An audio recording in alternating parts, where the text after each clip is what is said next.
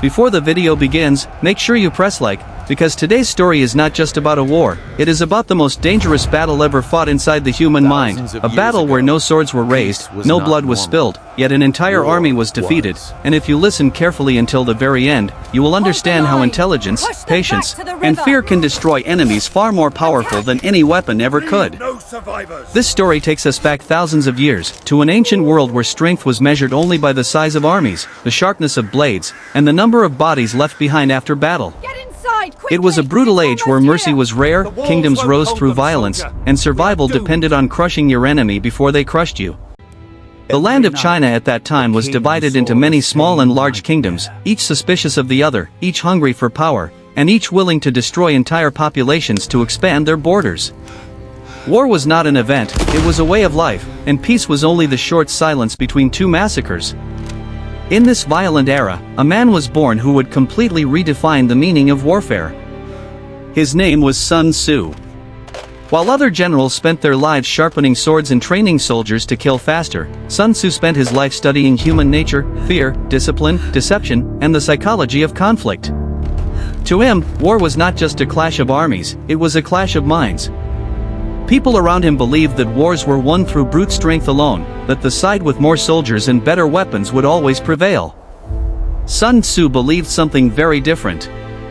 He believed that the true battlefield existed inside the human mind, and whoever controlled that battlefield would control the outcome of the war. At one point in history, a small and vulnerable kingdom found itself facing a terrifying threat.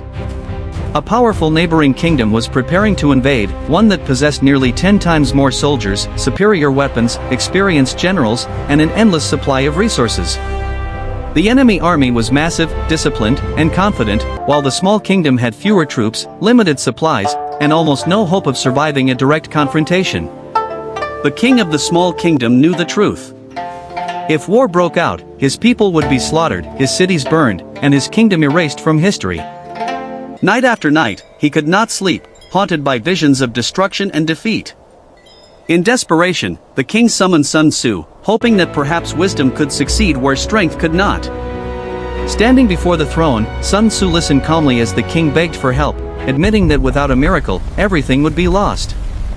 When asked how the kingdom could possibly survive against such overwhelming power, Sun Tzu gave an answer that shocked everyone in the court. He said that when your enemy is far stronger than you, fighting them directly is nothing but suicide. The king was stunned. The generals were offended. To them, refusing battle was cowardice. The king then asked the question that mattered most: if we do not fight, how can we win? Sun Tzu answered with quiet confidence that they would win the war without fighting it at all. The generals laughed openly. To them, war without battle was impossible. But Sun Tzu had already begun planning a different kind of war, one that would unfold slowly, silently, and invisibly. He ordered his soldiers to remain completely hidden during the daytime, never revealing their true numbers or positions. At night, however, he commanded fires to be lit across forests, hills, and distant valleys, making it appear as though a massive army surrounded the land. These fires appeared in different locations every night, creating confusion and uncertainty. To further deepen the illusion, Sun Tzu deliberately allowed a few soldiers to be captured by the enemy. These soldiers, trained carefully beforehand, spread terrifying rumors.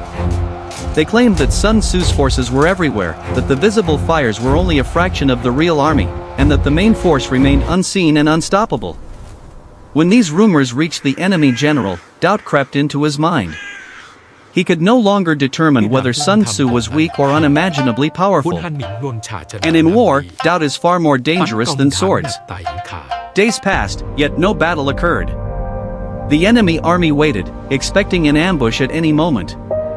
Their soldiers grew tense and exhausted. Supplies began to run low as they remained on constant alert. Every night, fires appeared in new locations. Strange sounds echoed through the darkness. Shadows moved in the distance. Fear began spreading faster than any disease. Some soldiers whispered that Sun Tzu possessed supernatural powers.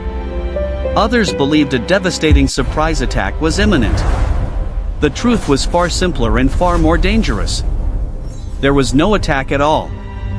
Sun Tzu understood that time itself was a weapon, and he used it mercilessly. By stretching the standoff longer and longer, he allowed fear to rot the enemy army from the inside. Soldiers lost sleep. Discipline weakened. Paranoia grew.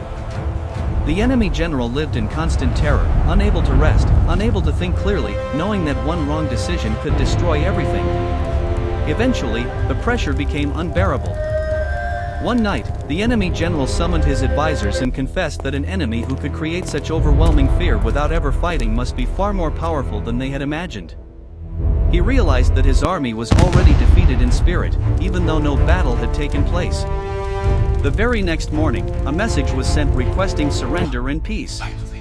Without a single sword raised, without bloodshed, without a single corpse on the battlefield, the war was over. Sun Tzu later explained that the greatest victory is the one achieved without fighting, because when you break the enemy's mind, they can never truly recover.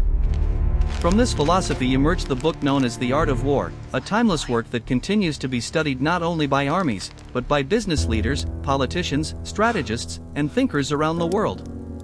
This story teaches us a powerful lesson: not every problem is solved by force. Sometimes silence is stronger than noise, patience is stronger than aggression, and intelligence is stronger than weapons. And now, the final question remains for you: what do you believe is more powerful, fear or weapons? Write your answer in the comments.